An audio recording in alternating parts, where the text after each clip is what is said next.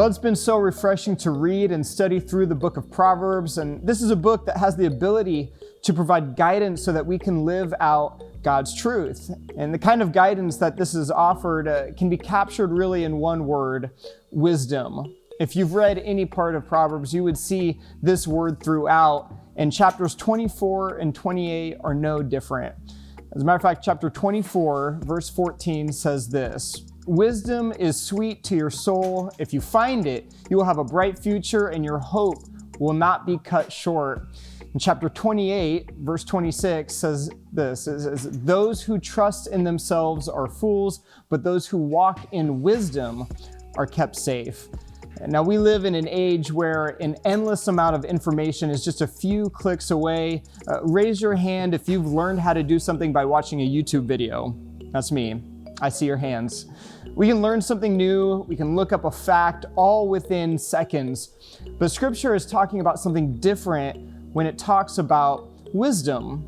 A professor of mine at Ozark Christian said it this way: wisdom in the Bible is the ability to practically live out God's truths in a way that brings health to you, your family, and your community. It's the skills the builder needs to construct a house, a general needs to win a war, and a parent needs to raise a kid. And so the verse that I read in chapter 28 gives us a clue as to what not to do in order to tap into this sort of wisdom, all right? It says, once again, it says, "Those who trust in themselves are fools." That's what we shouldn't do. If we want to experience this life with biblical wisdom, we have to trust that God will provide that wisdom because He is wisdom.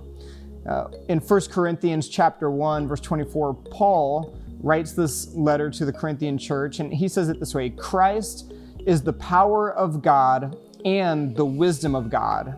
And in his letter to the Colossians, he says that in Jesus are hidden all the treasures of wisdom and knowledge.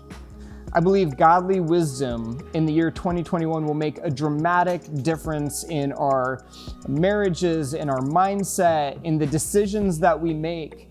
And I'm going to encourage you to seek out the source of all wisdom, which means placing more of your trust in Jesus so that you can live a life of wisdom.